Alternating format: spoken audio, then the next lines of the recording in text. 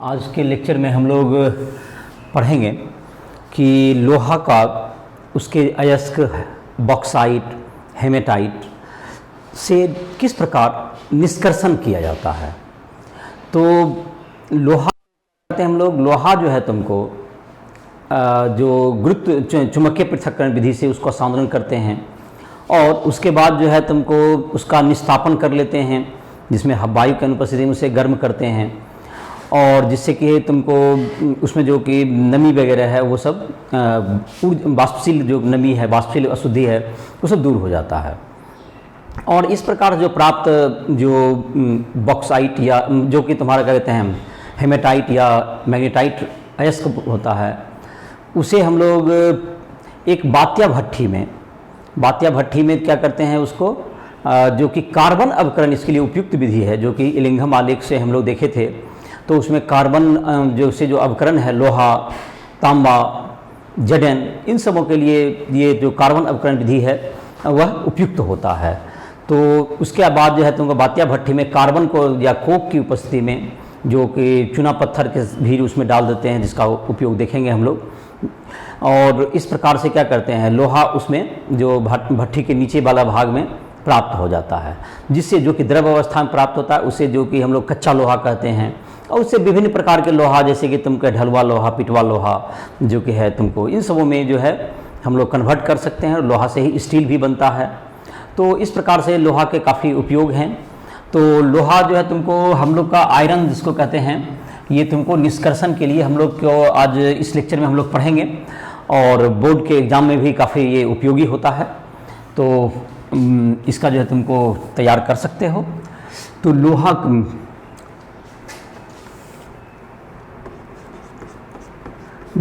का निष्कर्षण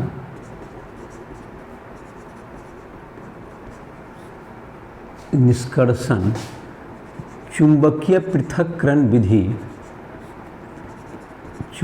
पृथक्करण विधि से सांद्रित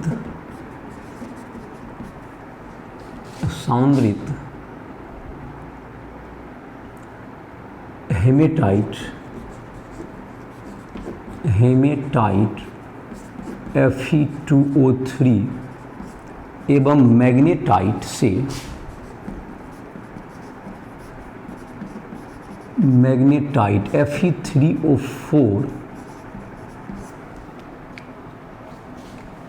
Fe3O4 से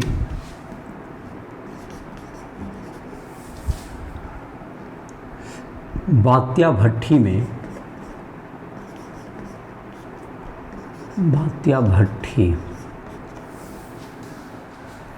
ब्लास्ट फर्नेस कहते हैं इसको, ब्लास्ट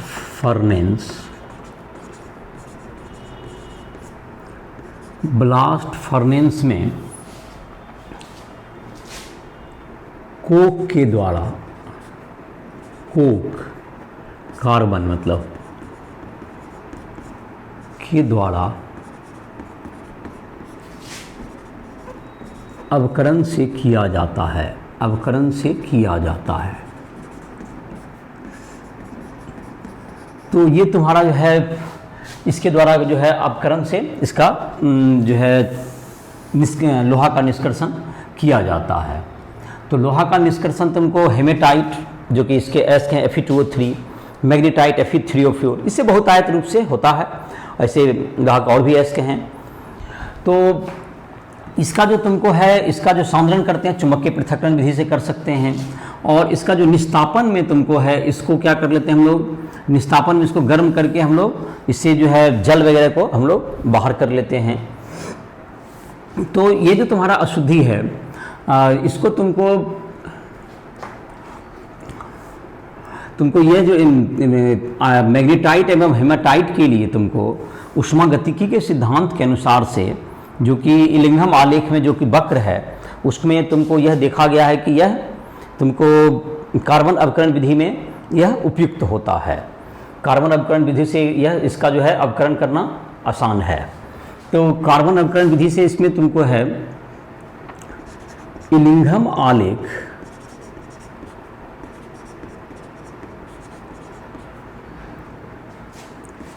से स्पष्ट है कि कार्बन 900 केल्विन से 1500 केल्विन के बीच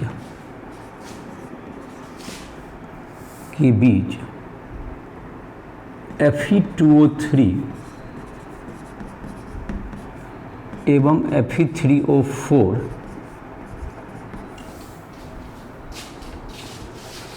का अपचयन Fe में कर देता है। तो ये जो तुमको डेल्टा G बराबर del H minus T del S है, उसके अनुसार से ये स्पष्ट है। बात्या भट्ठी में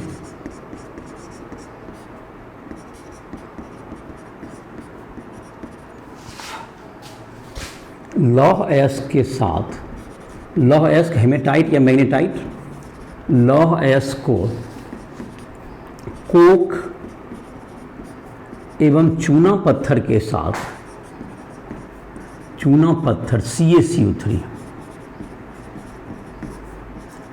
के साथ, कोक मतलब कार्बन के साथ ऊपर से डाला जाता है तथा इस भट्ठी में नीचे से गर्म हवा का झोंका दिया जाता है।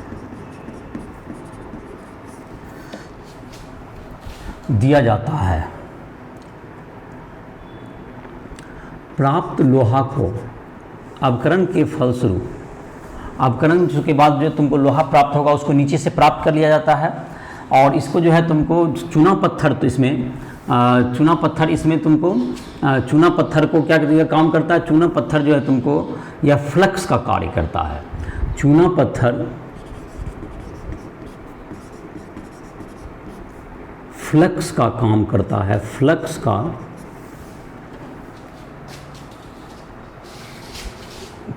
का कार्य करता है, जो सिलिका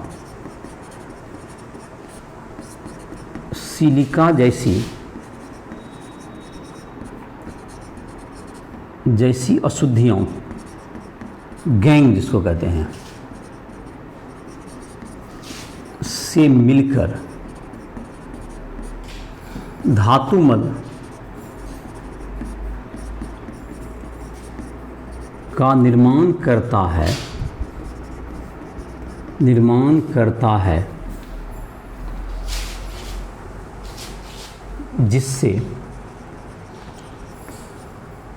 जिससे प्राप्त कैल्शियम सिलिकेट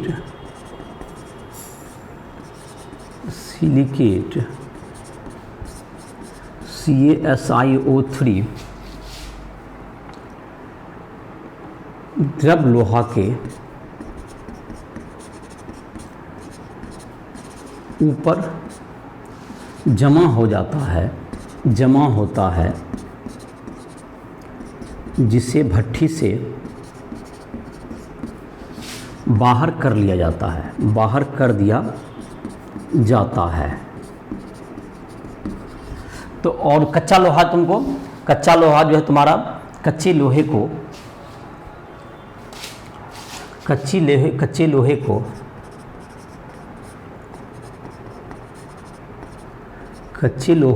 को भट्ठी के निचले भाग से निकाला जाता है। तो इसमें जो ये तुमको भात्या भट्ठी का जो जैसे तुमको ये देखो, तुम्हारा इसमें होने वाली जो प्रतिक्रियाएं कुछ निम्नलिखित हैं भात्या भट्ठी से तुमको। तो जैसे कि ये तुमको है, ये तुमको जैसे भात्या भट्ठी है तुमको, और इससे होने वाली कुछ प्रतिक्रियाओं का मैं जिक्र कर देता हूँ। जैसे बात्या भट्ठी है,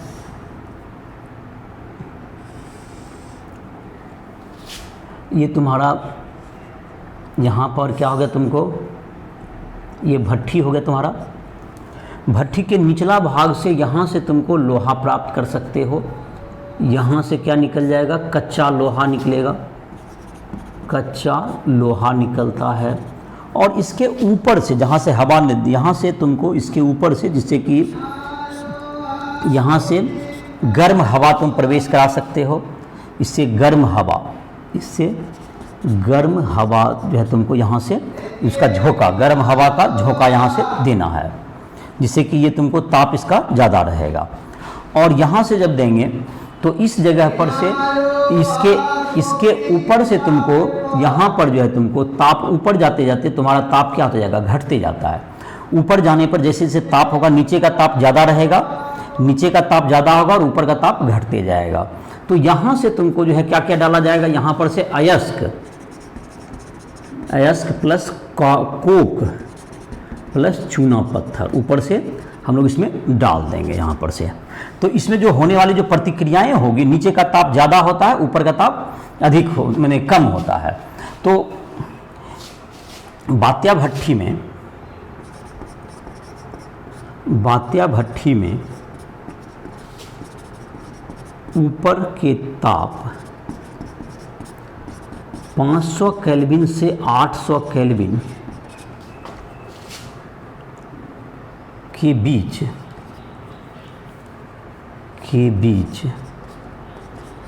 निम्नलिखित प्रतिक्रियाएं होती है। निम्नलिखित प्रतिक्रियाएं होती है। जैसे कि हो जाएगा तुमको Fe2O3 है, इसमें नीचे जो तुमको है ये कार्बन मोनोऑक्साइड में बदल जाता है। नीचे जो तुमको है, नीचे के ताप पर, जो कि नीचे से आएगा, तो नीचे के ताप पर क्या होगा, कार्बन मोनोऑक्साइड में बदल जाएगा। तो ये तुमको कार्बन जो है तुमको कार्बन मोनोऑक्साइड में रूपांतरित हो जाता है। तो ये जो तुमको है ऊपर जाके ये कार्बन मोनोऑक्साइड, इसको क्या बदल देता है तुमको, Fe3O4 प्लस CO2 में बदल देगा। ये कोक डाले थे तो कोई कह सकता है कार्बन कैसे बदल गया, तो नीचे के ताप जो कि बाद में लिखेंगे 900 से लेके 1500 केल्विन के बीच में ये कार्बन मोनोऑक्साइड में बदल जाता है। तो ये जो तुम्हारा होगा ये इसके Fe3O4 में बदल जाता है। और Fe3O4 ये भी तुमको CO से मिल करके ये तुमको FeO प्लस CO2 में बदल जाएगा। इसके अलावा ये जो CaCO3 है तुमको, जो हम लोग फ्लक्स डाले थे, ये टूट करके गर्म रहेगा ही, तो CaO प्लस CO2 में बदल जाएगा। और इसके बाद के तुमको ताप पर, इसके उच्च ताप पर CaO जो है तुमको SiO2 से प्रतिक्रिया करके 900 से लेके 1500 केल्विन के बीच, 900 से 15 केल्विन के बीच की प्रतिक्रियाएं, 900 केल्विन से 1500 केल्विन के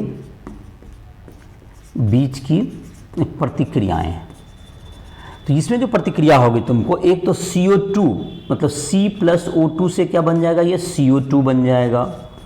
CO2 प्लस C से क्या बन जाएगा, ये CO बन जाता है। ये तुम्हारा होगा। इसके बाद तुमको जो प्रतिक्रिया होगी FeO प्लस C या CO जो भी रहेगा, C या CO से क्या बन जाएगा, Fe प्लस CO2 प्राप्त हो जाएगा। और तुमको CaO प्लस SiO2 से बन गया CaSiO3 धातुमल, जो कि स्लैग। तो इसमें तुमको धातुमल को निकालने के लिए जहाँ पर तुमको इसको दिए हैं, इसके ऊपर से यहाँ पर से तुमको धातुमल को यहाँ से निकाला जा सकता है। धातुमल को निकालने का यहाँ पर छेद दे दोगे। और अवशिष्ट लोहा जो कि तुमको ठोस लोहा जो कि होगा, इधर तुमको कच्चा लोहा प्राप्त होगा, इधर से तुमको अवशिष्ट अशुद्धियाँ तुमको इधर से निकाल सकते हो। या अवशिष्ट रद्दी लोहा भी निकल जाएगा, अवशिष्ट लोहा भी इधर से निकल जाएगा। और यहाँ से जो है तुमको कच्चा लोहा प्राप्त होगा, ये कच्चा लोहा इधर से निकल जाएगा तुमको। ये तुम्हारा हो गया। यहाँ पर से क्या होगा, यहाँ पे से दिया जाएगा, जिससे कि ताप जो है तुमको इधर ऊपर जाने पर धीरे धीरे ताप घटते जाता है। और नीचे में तुमको ये तुमको बात्या भट्ठी है, ब्लास्ट फर्नेंस, ये तुमको बात्या भट्ठी का फिर चित्र हो गया। तो इसमें तुमको क्या क्या प्रतिक्रिया, इसमें तुमको क्या हो गया कि ये तुमको Fe इसमें प्राप्त हो जाएगा। और इस प्रकार से जो कि प्रतिक्रिया होगी, इससे हमको क्या प्राप्त हो गया, लोहा का निष्कर्षण हो गया। तो इसमें जो प्रतिक्रियाएं हैं, जितना इसको याद करोगे और तुमको जो कि इसका जो कि निष्कर्षण के लिए कार्बन अवकरण विधि लोहा के निष्कर्षण के लिए जिम्मेदार है, तो इसके जो इसमें जो होने वाली प्रतिक्रियाएं का लिस्टिंग कर सकते हो। अब है तुमको इसमें जो तुमको है जो कच्चा लोहा प्राप्त होता है, कच्चा लोहा में तुमको कच्चा लोहा जिसको हम लोग कहते हैं पिग आयरन, तो कच्चा लोहा में 4% तक कार्बन और बहुत सी छोटे जैसे कि तुमको सिलिकॉन, फास्फोरस, इस सल्फर, इन सब के जैसे अशुद्धियां भी उपलब्ध विद्यमान रहती है। तो इसको जो है तुमको इसको कास्ट आयरन में, मतलब कि ढलवा लोहा में पहले बदल सकते हैं।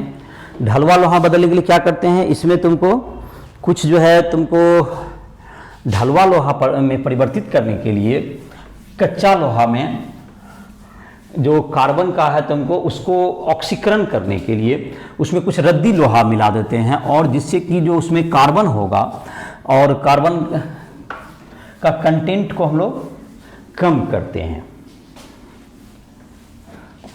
तो उसको जो है कार्बन के साथ क्या कर देते हैं, उसको अपचयन करके Fe2O3 वगैरह की उपस्थिति में उसको क्या कर देंगे, कच्चा लोहा में तुमको कुछ कच्चा लोहा में कार्बन की मात्रा 4% तक होती है, तो इसको हम लोग लिख सकते हैं कच्चा लोहा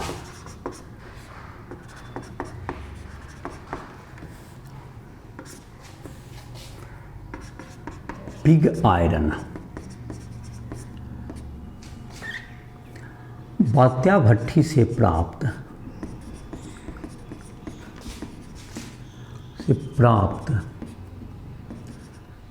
लोहा में 4% कार्बन के अलावा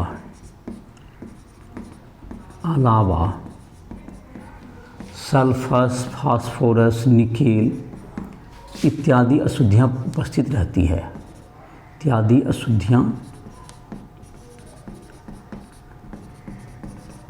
उपस्थित रहती है।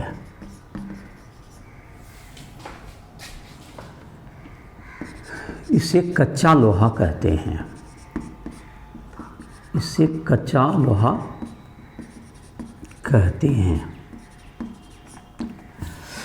इससे तुमको ढलवा लोहा बनाया जाता है पहले, इससे ढलवा लोहा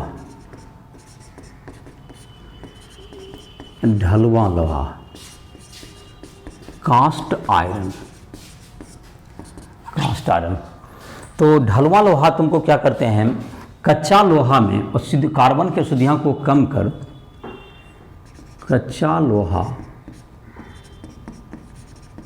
में कार्बन की मात्रा को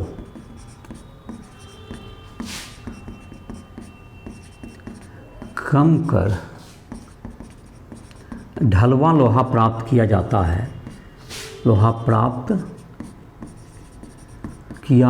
है, जो कठोर एवं भंगुर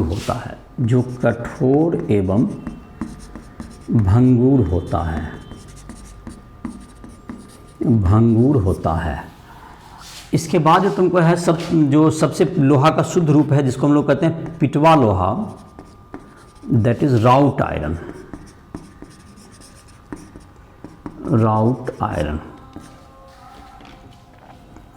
ढलवा लोहा को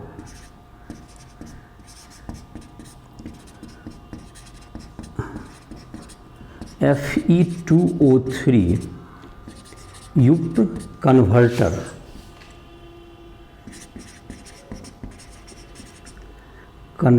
में गर्म कर पिटवा लोहा प्राप्त किया जाता है। तो इसमें तुमको जो है Fe2O3, इसमें जो कार्बन है इसको कार्बन को ये ऑक्सीडाइज करके Fe+ क्या बना देगा, ये CO बना देगा, और इस प्रकार से जो है कार्बन की जो कंटेंट है उसको मात्रा घट जाती है। यह लोहा का शुद्धतम रूप है। यह लोहा का शुद्धतम रूप है। यह लोहा का शुद्धतम रूप है। तो इस प्रकार से तुमको लोहा को क्या कर सकते हो, लोहा का निष्कर्षण हो गया, तुम्हारा लोहा का कौन कौन सा रूप हो गया, इसकी हमने चर्चा कर ली। इसी लेक्चर में हम लोग कॉपर को कैसे प्राप्त किया जाता है, कॉपर को जो प्राप्त करने की जो विधि है, कॉपर को हम लोग कर सकते हैं प्राप्त, उसको भी कार्बन अवकरण के द्वारा हम लोग प्राप्त कर सकते हैं। तो उसके लिए कार्बन अवकरण के लिए क्या करते हैं, उसको परावर्तनी भट्ठी में तुमको जो कार्बन अवकरण के द्वारा कॉपर पायराइट जो अयस्क है, कॉपर पायराइट हो या कॉपर ग्लांस जो कॉपर का सल्फाइड अयस्क है, उसके द्वारा उसको जो है अवकरण कर हम लोग तांबा प्राप्त कर सकते हैं। तो लिख लेते हैं तांबा का निष्कर्षण। तांबा का निष्कर्षण, तो तांबा का निष्कर्षण के लिए क्या करेंगे,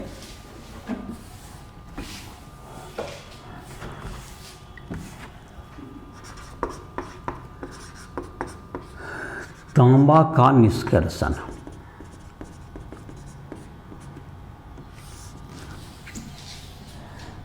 तांबा के मुख्य अयस्क कॉपर पायराइट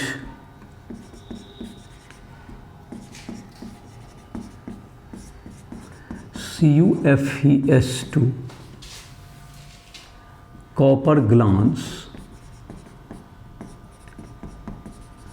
Cu2S हैं। इसे परावर्तनी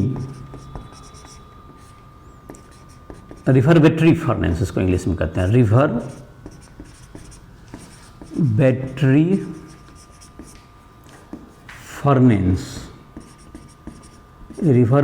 फर्नेस में, इसे रिवर्बेटरी फर्नेस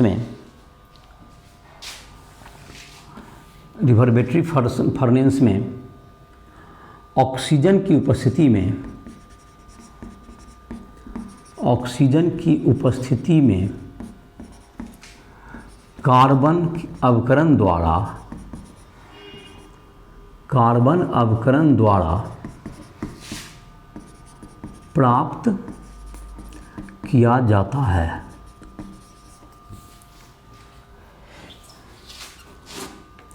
इसके सतह पर, भट्ठी के सतह पर सिलिका लेपित होता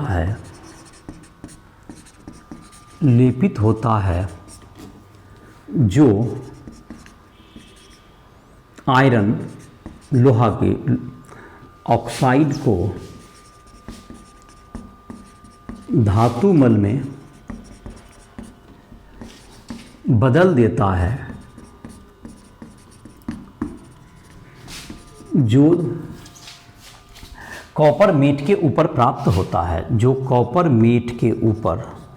कॉपर जो कच्चा कॉपर जो नीचे होगा, कॉपर मेट के ऊपर से बाहर कर दिया जाता है। तो इसमें प्रतिक्रियाएं तुमको जो होगी वह कुछ प्रतिक्रियाएं इस प्रकार से, रासायनिक प्रतिक्रिया Cu2S प्लस O2, इसको जो कि देंगे तो इससे क्या बन जाएगा, Cu2O प्लस SO2, ये तुमको बन जाएगा। और तुमको ये जो Cu2O है प्लस कार्बन कोक, ये से बन जाएगा Cu प्लस CO। इसके अलावा ये जो तुम्हारा है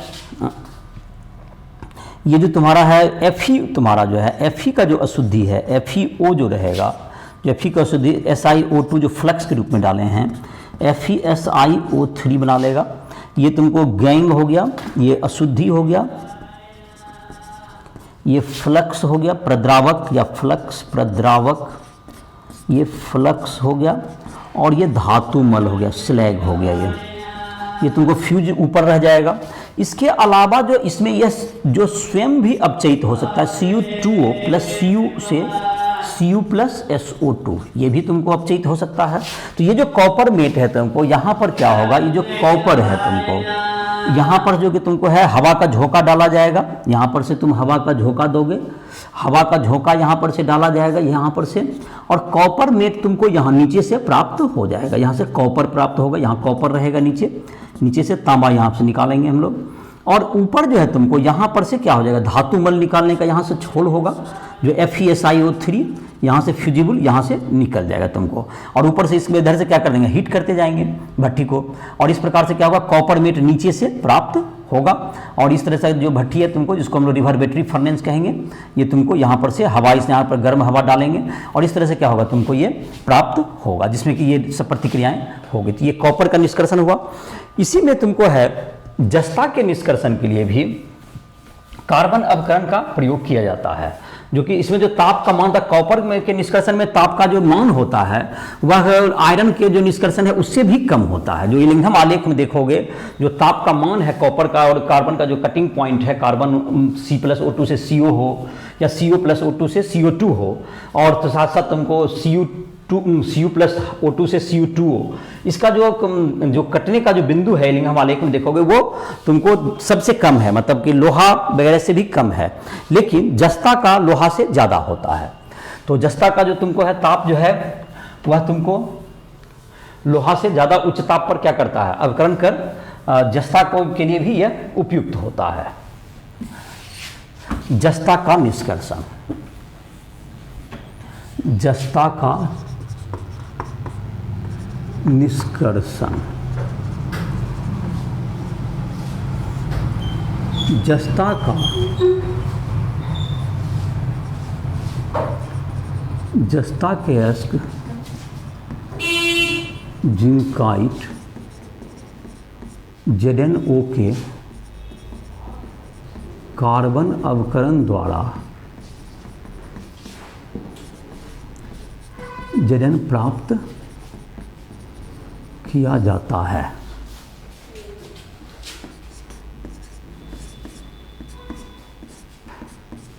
Zn प्लस CO, तो ये तुम्हारा हो गया जो कि Zn का भी निष्कर्षण के लिए है।